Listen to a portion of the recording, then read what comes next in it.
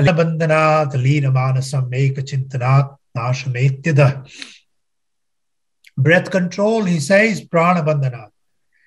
And leena-mānasam, absorbing the breath by breath control, the mind gets absorbed. Prāna-bandhanāt, lean. Lean means become absorbed. Lean. Usme lean ho gaya. Lean. Mānasam. Mind gets into a lull completely. Eka-cintanāt, nāsha-metyada. And can be destroyed by contemplation. Of what? By contemplation. Of what?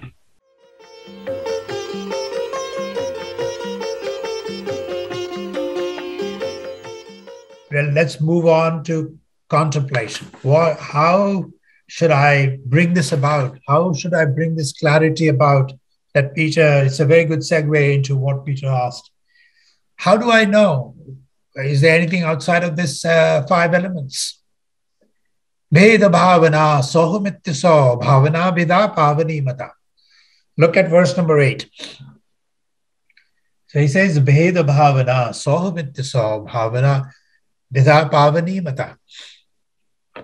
He says when there is no duality, and this is exactly what we are talking about. We are so dualistic that all my reasoning is dualistic. So he says, bheda bhāvanā, sõham-ityaso. Instead of the feeling of duality, bheda bhāv. Instead of having the feeling of duality while I'm meditating, when I'm meditating, I think I'm meditating, I'm regulating my breath, and I'm trying to not think about thoughts, but I do things, so I'm watching it. Instead of the feeling of duality, bheda bhāvanā, sõham-ityaso. Contemplate, meditate as if I am he, soham. Sõham-ityaso, as if I am hrt-sthale. Thus, I am that. I'm none other than the ultimate reality. Hey, Lord, please help me to dispel my darkness, dispel my duality. Please help me. That I am part of that cosmic energy. Soham, bheda bhāvanā. I can't be dual. I cannot be separated apart from you. It is the limitation and the aggressiveness of my mind that has caused the limitation, that I think I am the macho who would do this and benefit the world. And that's why Bhagavan used to tell everybody, even when Yogananda went to him in 1935, the first man to make a documentary video on Bhagavan in 1935, asked him before he departed, what should we do for the benefit of the society? And Bhagavan said, only the benefit of benefiting oneself by having having reality, understanding of reality is the biggest contribution one can make to the world. If one were to think about it, how deep that advice is. So even when you are a big Swami or big this or big that, and you are trying to uplift the society, even that is an attachment that you are uplifting. The biggest upliftment you can do for the world is your own upliftment and be outside of this cosmic, of this worldly manifestation. Bheda bhāvanā, sõham-ityaso. I should contemplate when I'm meditating as if I am he. Soham. Bheda bhāvanā, sõham-ityaso. Soham-ityaso. Bhāvanā bheda, pāvanee.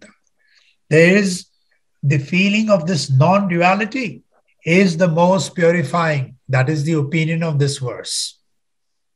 This feeling of non-duality is the most purifying element you can bring about in yourself.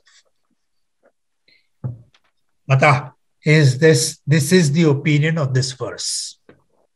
We go from birth to birth, death to death because of our ignorance.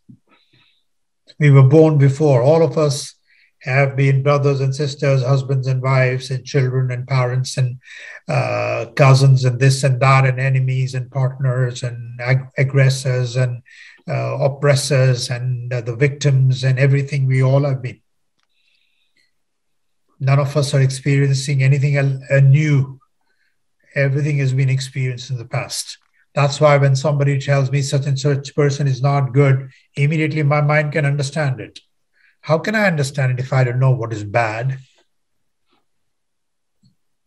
I understand bad because it is in my mind, somewhere in the crevices of the, visceral nerve centers. I have all those definitions. That's why I know them right away. And all of us, just as an aside, all of us clamor to bad news very quickly. Today, if somebody says such and such calamity happened, all of us will focus on that right away. But if somebody says God just appeared here, they'll say, I don't know. How can God appear? That's the element of my mind. And when we begin to understand and have that clarity, then we go away from the world. Then I don't care about whether such and such Swami is walking past me, doesn't matter. Or such and such celebrity is walking. Don't waste your time. Unless you really have the ability, the discrimination, which also comes through his blessings to know a real guru. Very few of them, Shankaracharya, Jesus, Saint Francis of Assisi, Bhagwan Nityananda, Ramana Maharshi, very, very few, Ananda Mahima, and some saints who walked amongst us, who were saintly enough to have totally selfless actions. Mother Teresa stayed away from politics. They're all away from possessions.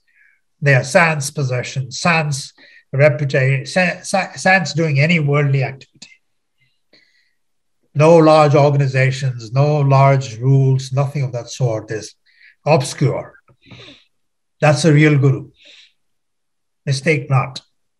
Hrt-sthale manah svasthatā kriyā bhakti-yoga-bodha-shch nishchitam.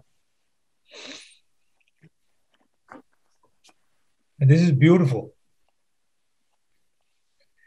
Because let's understand before Bhagavan has told us that the seat of the mind and the seat of the heart is the same. You all remember that. I hope so. Mind is what? Mind is ego, which he would elucidate when we go to self-inquiry next week. So we know that mind and heart, the seat of the mind and the heart is the same. It emanates from the same place.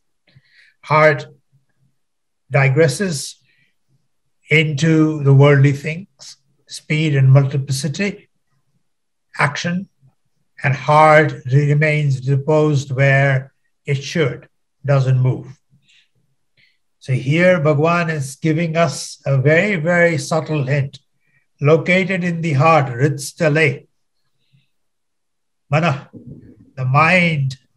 But he says the practice of fixing the mind in the heart. So he's basically telling us how to bring ourselves back, how to go towards that completeness that kind of eludes me.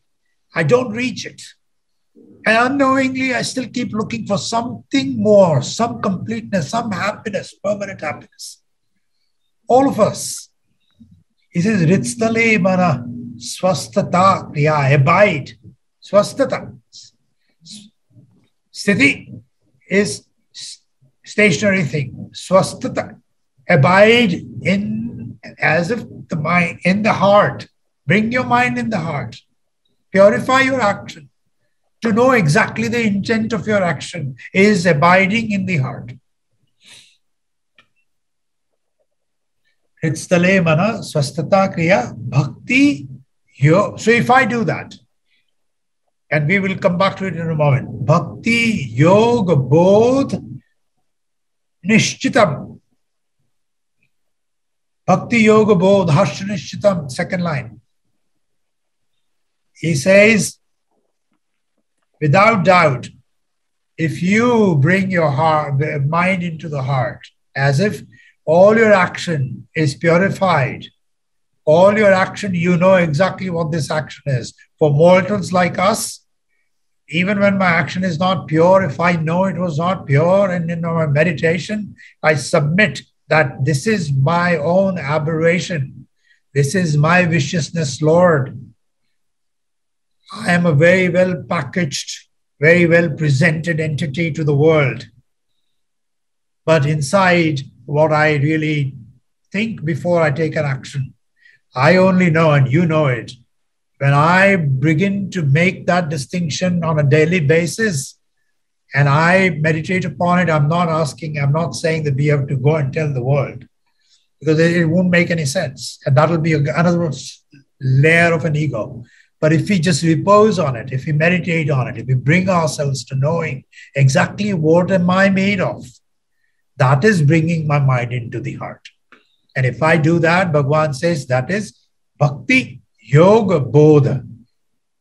That is devotion, that is your practice, meditative practice, and that is your knowledge, jnana. All three are in that, are wrapped up in one. Just bring your mind into your heart. Know what you are made of.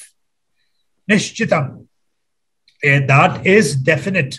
It is determined that that is definite. Abidance of the mind in the heart is action, devotion, yoga, and knowledge.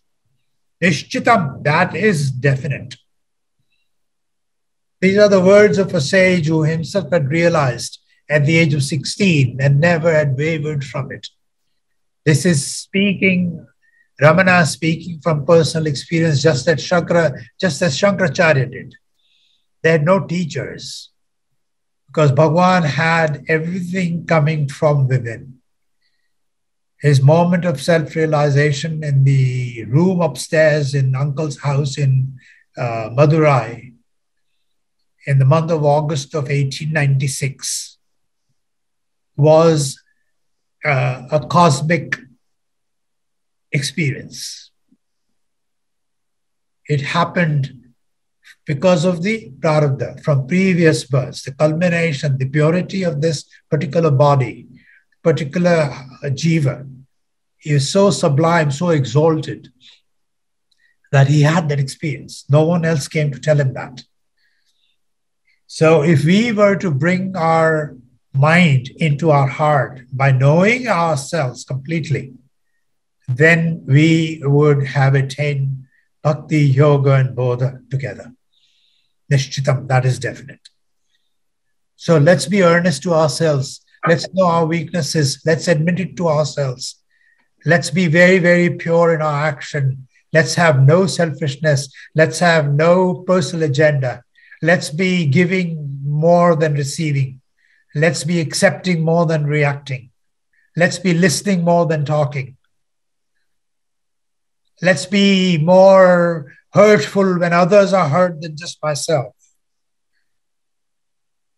Let my selfishness become selflessness.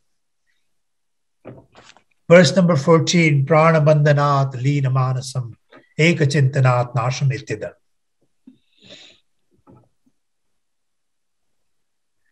Prāna-bandhanāt, leena-mānasam, eka-cintanāt, nāsha-metyada. Breath control, he says, prāna-bandhanāt.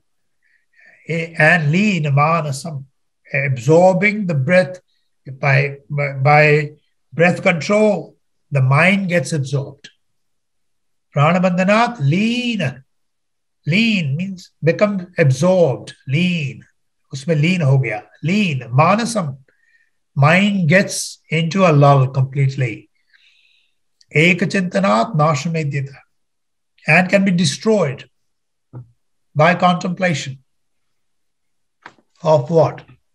Of the non-dual self. If we constantly contemplate on that I am nothing, I'm not the mind, I'm not the mind, I'm the heart, I'm the heart. That's the better way for mortals like us, rather than saying I am the reality, because that's very difficult for us, at least for Bandhu. So I always look at my mind and say, my mind cannot govern my life. I'll let actions be taken through my heart. And when we do that, the world will laugh at us. The world will condemn us. You will be blamed for things you have not done. Take my word for it. You will be condemned. People will dislike you. Your friends will go away. Family will go away. Your wealth will go away. Your life will become difficult in worldly definitions. Because now you're going back towards completeness where there's no wealth. Wealth is what? Like Peter, when you were asking, is there anything outside of five world? I forgot to give the example of money. Money has become God today, right? Money is God. False God is money. People say, oh, he's so rich, he's so good. And I with due respect to every religion, the heads of the religions are surrounded by money. Hindu, Muslim, Christian, Zoroastrian, perhaps not Zoroastrian, I don't know. They're all in big palaces and all that, right? Surrounded by money. You think that is the truth? So that clarity will come to us only when we purify our own mind and bring the mind to our heart. And that heart means that I will not give leftovers to my poor people, that I see poor people practice. I will give the same thing that I eat to them also. I will not treat anybody as somebody below me. I will not unnecessarily run towards people who have more money. These are the practical ways of looking at it, practical ways of practicing it.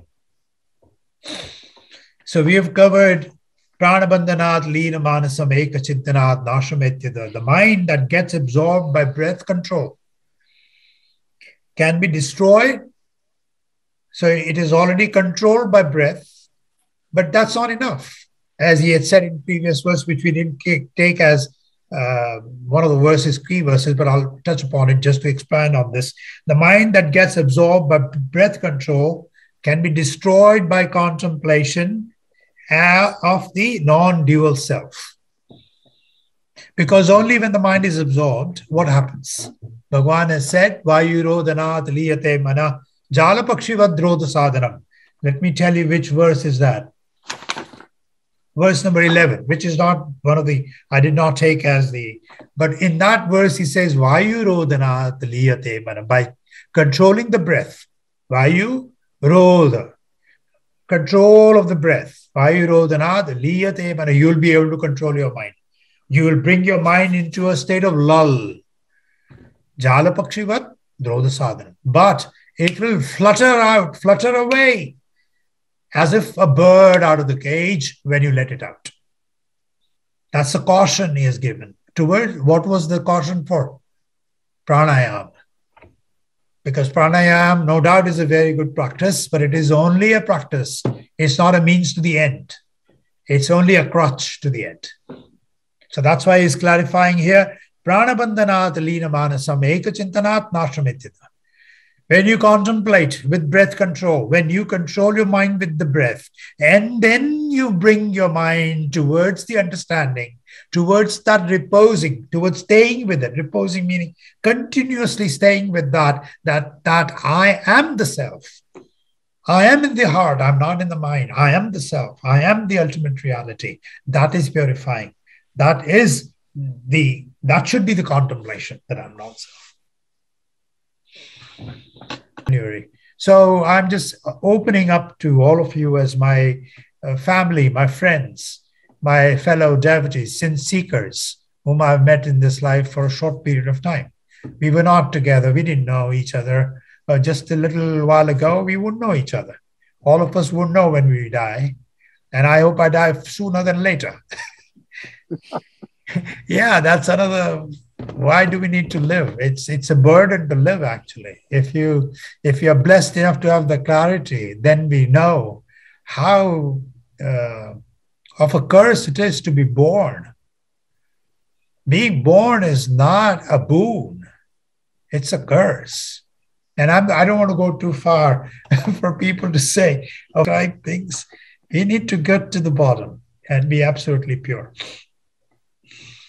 Thank you. Good to see everybody.